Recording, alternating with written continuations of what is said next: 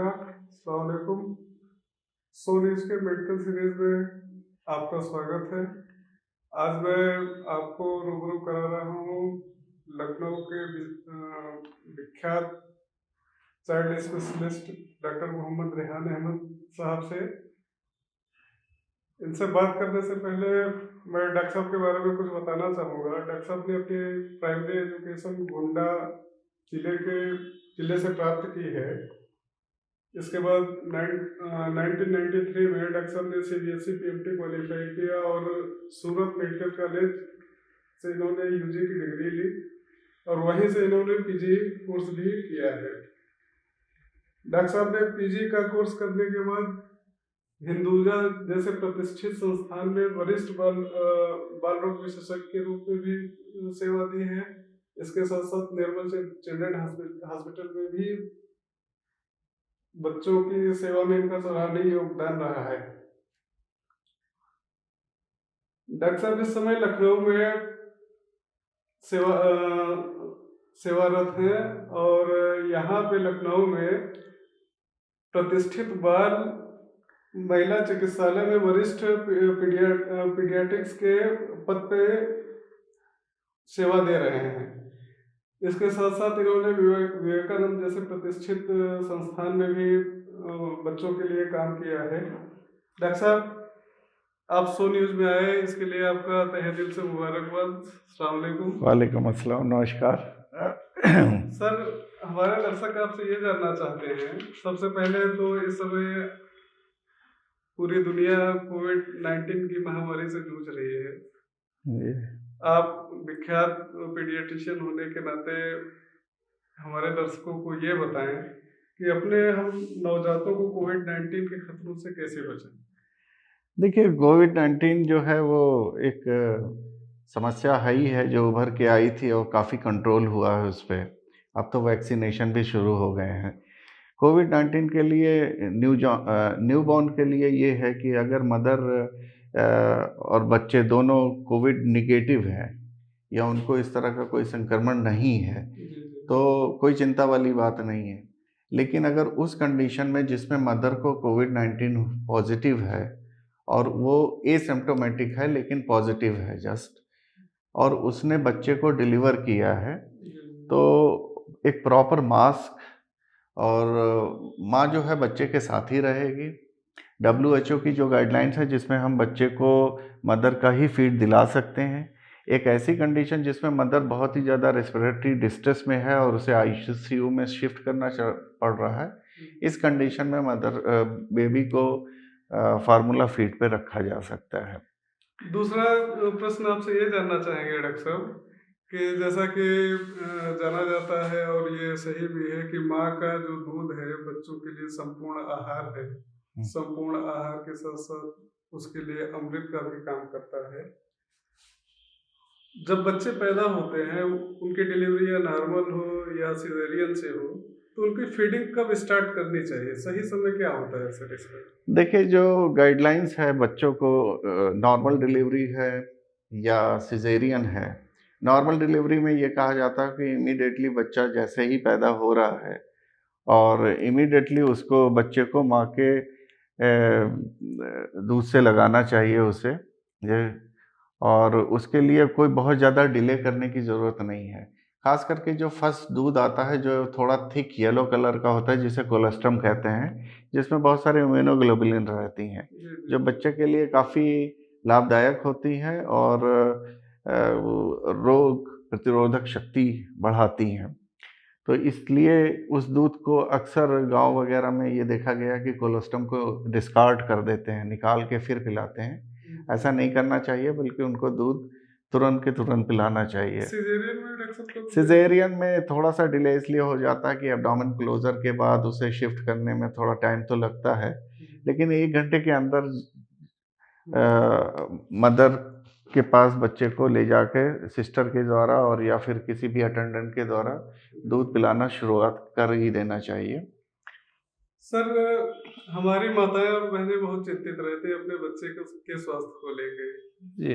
तो उसके लिए वो तरह तरह की उसकी मालिश कैसे की जाए, बच्चे के कान में तेल डाला जाए कि न डाला जाए, आंखों में काजल लगाया जाए कि न लगाया जाए, या तेल लगाया जाए तो किस तरह का तेल लगाया जाए कि जिससे वो उसके स्वास्थ्य पे किसी भी तरह का दुष्प्रभाव न पड़े और उसके हेल्थ को मेंटेन किया जा सके। देखिए, ऑयल एप्लीकेशन बच्चों के लिए तो ज़रूरी है। आप जेंटल एक ऑयल एप्लीकेशन करने के बाद बच्चे को अगर वॉश कर रहे हैं गुनगुने पानी से और एक टॉवल लेके उसको मसाज दे सकते हैं। ऑयल एप्लीकेशन जो है वो नॉर्मली आजकल देखा जा रहा है कि कड़वा तेल है या फिर कलर्ड तेल है, लाल तेल है जिसमें पेपरमिंट और दूसरी चीज़ें बहुत मिक्स होती हैं। इस तरह के चीज़ को अवॉइड करना चाहिए क्योंकि ये एलर्जी कंडीशंस को बढ़ा देती हैं। सिंपल तेल है जैसे कि आप जैतून का तेल है, ऑलिव ऑयल है, बेबी और या फिर कोकोनट ऑयल है, इन दोनों का इस्तेमाल किया जा सकता है। कान में अननेसेसरी ज़्यादा तेल डालने से दिक्कत ज़्यादा देखी गई है। कभी-कभी ठंड के मौसम में माताएँ कोकोनट ऑयल डाल देती हैं जो अंदर जाके एक हल्का-सा वैक्स जैसा बन जाता है। तो ये सब प्रैक्टिस नहीं करनी चाहिए क्योंकि इससे कोई बहुत विशेष फ़ायदा नहीं होता है। कुल मिला के लाल तेल और ये जो काजल है, काजल और कान में तेल डालना नहीं चाहिए। नहीं डालना चाहिए। बल्कि इससे अच्छा है कि आप अपने पीडियाट्रिशियन से जब आप रूटीन चेकअप के लिए जाएँ तो उनसे बताएँ कि कान को भी चेक कर लें, वो ऑटोस्कोपिक एग्ज़ामिनेशन से देख लेते हैं। आगे बढ़ने से पहले मैं डॉक्टर साहब के बारे में कुछ और आपको रोचक जानकारी देना चाहूँगा। डॉक्टर साहब हमारे काफ़ी करीबी रहे हैं और डॉक्टर साहब को मैं लगभग 5-7 सालों से जान रहा हूँ। इनको क्रिटिकल केयर में महारत हासिल है। जितने भी तरह के आधुनिक इक्विपमेंट बच्चों से रिलेटेड हैं, चाहे वो वेंटिलेटर हो, सीपैप हो या कोई किसी भी तरह का इक्विपमेंट हो, सब बड़े ही अच्छी तरह से उसको ऑपरेट कर लेते हैं। बच्चों में आगे क्या होने वाला है, मतलब बच्चा और अधिक संक्रमण में जाए इससे पहले डॉक्टर साहब उसकी डायग्नोसिस बना लेते हैं। और इस तरह मैंने देखा है कि डॉक्टर साहब ने न जाने कितने ऐसे बच्चों की जान बचाई है कि जो अगर थोड़ी भी लापरवाही अगर हो जाती तो वो इस दुनिया में आज जिंदा ना होते। तो इसके लिए मैं डॉक्टर साहब के लिए दुआ करूंगा ऊपर वाले से कि डॉक्टर साहब इसी तरह और अच्छे से हमारे नन्हे मुन्नों की सेवा करते रहें और इनके इलाज से उनको फायदा मिले। सर से आगे ये हम पूछना चाहेंगे कि सर बच्चों को भोजन की शुरुआत कब करनी चाहिए? जैसे हम लोग अपने भाषा में कहते हैं कि बच्चों का अन्नप्राशन जी, जी। कब कराना चाहिए? देखिए कोई भी न्यूबॉर्न जब पैदा होता है तो सबसे पहले एक्सक्लूसिवली उसे मदर फीड देनी चाहिए।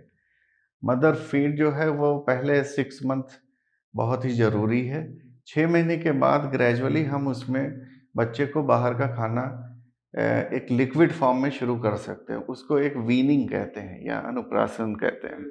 उस वीनिंग में क्या होता है कि बच्चा जो है एक एडजस्टमेंट में आता है आउटसाइड फूड के लिए। तो मदर फीड भी ग्रेजुअली चालू ही रहेगी। साथ ही साथ जैसे कि दाल का पानी है, चावल का पानी है, फिर थोड़ा और बड़ा हुआ तो पतली खिचड़ी हुई है या कुछ मैश करके आलू है, फिर मैश बनाना है।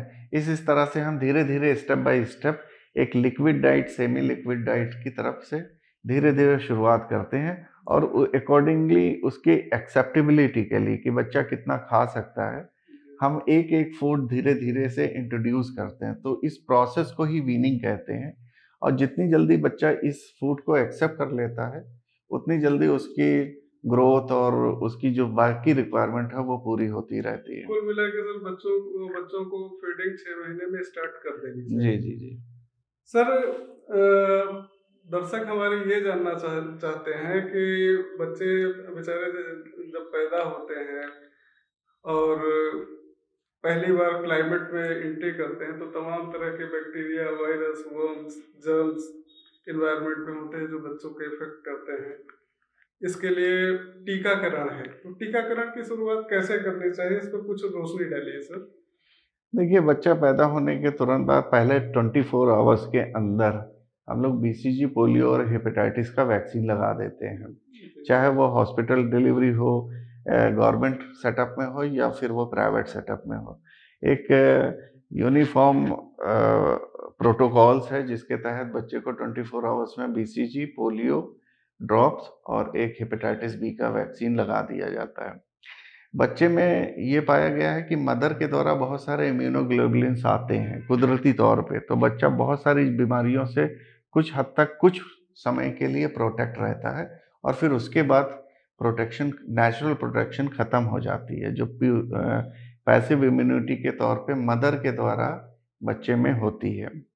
तो जैसे कि 1.5 महीने आते हैं तो बच्चे को फर्स्ट डोज डीपीटी का लगता है, इंजेक्टेबल पोलियो का लगता है, हिब का लगता है और एक न्यूमोकोकल वैक्सीन लगती है और साथ में रोटा वायरस का लगता है।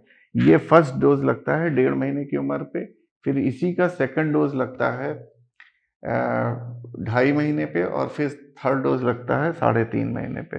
तो ये 3.5 महीने तक उसके प्राइमरी डोज हो जाते हैं। फिर 9 मंथ पे मीजल्स, एमएमआर है, जेई है, वो लगता है और इनएक्टिवेटेड जेई है अगर तो वो 1 साल के बाद लगाते हैं, वरना जो गवर्नमेंट सेटअप में है एमआर और जेई जो है वो 9 मंथ में लगता है। फिर उसके बाद ग्रेजुअली और सारे वैक्सीन जो हैं वो पूरे होते हैं। सर जैसे कि हम लोग देख रहे हैं कि गर्मियों की शुरुआत हो चुकी है। गर्मियों में हम लोगों के बच्चों में जो सबसे बड़ी समस्या आती है वो डायरिया की आती है, पानी की कमी की आती है। तो इसके बचाव बचाव के लिए क्या किया जाए?